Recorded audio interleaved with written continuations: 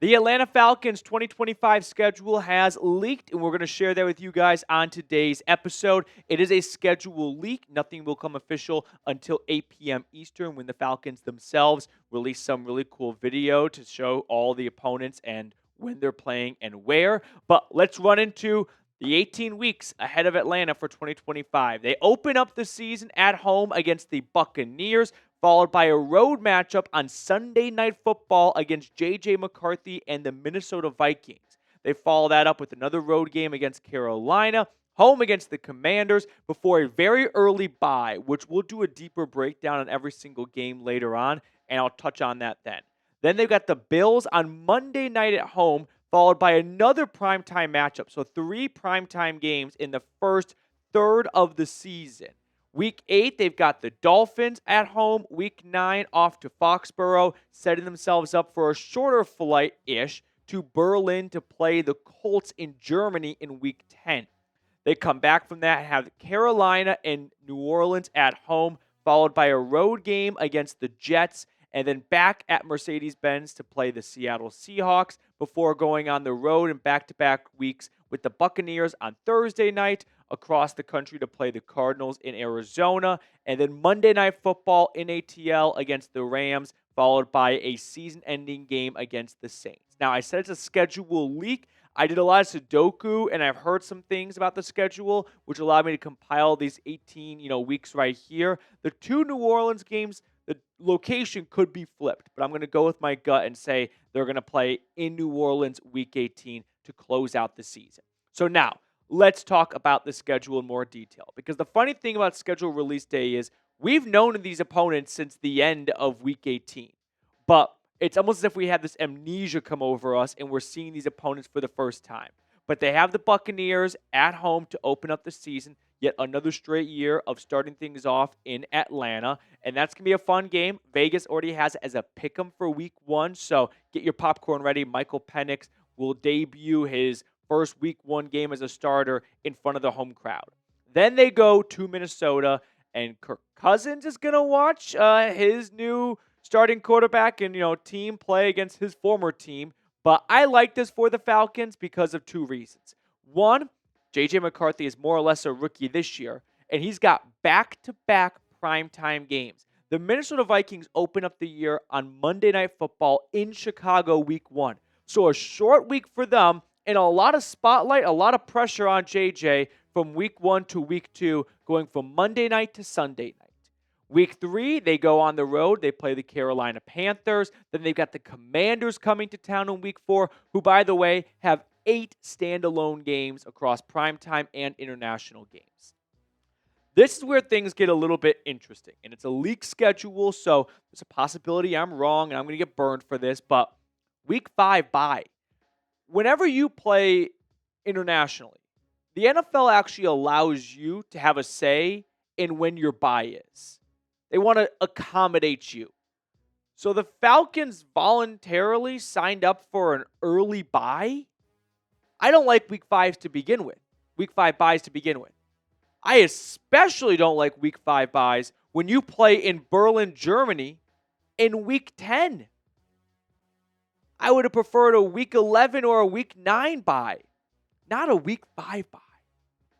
Week 6, they come off the bye and get ready for Josh Allen and the Bills, so at least you have an extra week of preparation before you face a tough opponent like that. But, And then they go across the country and play the 49ers in back-to-back primetime games. So this is going to be a tough stretch right here, which I guess the bye will help with that, but once more, going to have a really tough turnaround late in the year, and a Week 5 bye, man, you're going to get into those, final few weeks of the season needing a win, and you're going to be kind of gassed because your bye came in early October when your opponent's bye was sometime in November.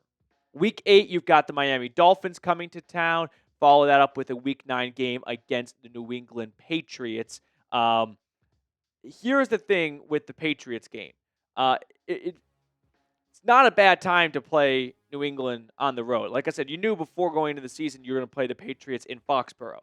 But I like that they play them Week 9 specifically because it sets you up quite nicely for Week 10, which is a road-ish matchup. It's not really a road matchup, but it's the Berlin game. It's the Germany game. For anyone watching, by the way, that's thinking of making a trip across the pond just to go on vacation, and I mean, the ultimate, swindle move would be to tell your wife, your fiance, your girlfriend, I planned a trip for us to Europe. We're going to go to Paris for a few days, and then we're going to go to Germany. And then all of a sudden, act surprised when you find out the Falcons are in town. What are the chances of that? So you can maybe score an NFL game while you're on vacation. But here's the kick in the nuts about this game.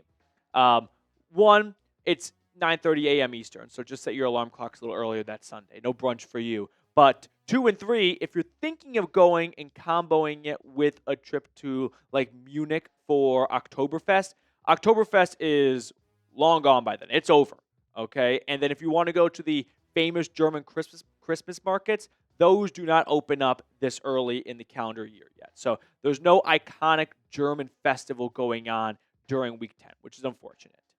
We're going to look at the rest of the schedule in more detail in just a second. But if you want to get a Jalen Walker jersey, a James Pierce jersey, or any other jersey of your choice, go to chatsports.com/ATL rookies. It's a great way to, 1, support the channel, and 2, get some new threads for your favorite team from Fanatics. I put this link in the comments and description of today's video. Let's get back on track. Week 11, they got the Carolina Panthers. I thought this would be your bye, right? You come back from Germany, you give yourself a week off to, get your body clock normal. Instead, there's no time to recalibrate after a Week 10 game across the pond. They got the Panthers at home and then the Saints. So back-to-back divisional matchups. And I don't care if you think Carolina and New Orleans are going to stink this year. I do too, for what it's worth. It's still a divisional game, right? Panthers came into Atlanta and beat the Falcons in Week 18 last year.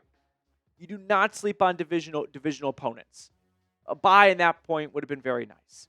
Week 13, they go up to the Meadowlands and they play the New York Jets. Week 14, the Seahawks once again travel all the way from the Pacific Northwest to Atlanta. Every single year, there's a graphic that comes out that shows the mileage a team is going to have to travel this year. And every year, Seattle's number 1. And every year, I had this, for a split-second thought, the Seahawks got screwed. And then I remember, no, their closest opponent is San Francisco. And that's still far. So they're always going to travel more than anyone. Week 15, go to Tampa and play the Buccaneers on Thursday Night Football. The Buccaneers, I always like to look when you're playing on Thursday night what the opponent's doing the previous week. So the Buccaneers, for what it's worth, before they play the Falcons on Thursday night, do we have the Buccaneers leak? Yes, we do.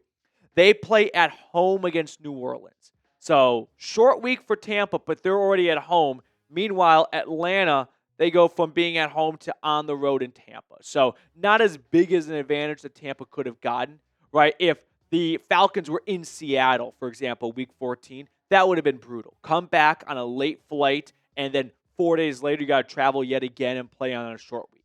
So the Buccaneers could have gotten a better leg up. They don't. Week 16, they go to the Cardinals and play Kyler Murray, who I think is going to have, as a team, a better season than people are expecting out of them. And then last 2 games here. Week 17, Rams at home on Monday night. Starting Week 12, Monday night games can get flexed. Starting Week 13, Thursday night games can get flexed. Starting Week 5, Sunday night football games can be flexed. Don't quote me. I say that with 95% confidence.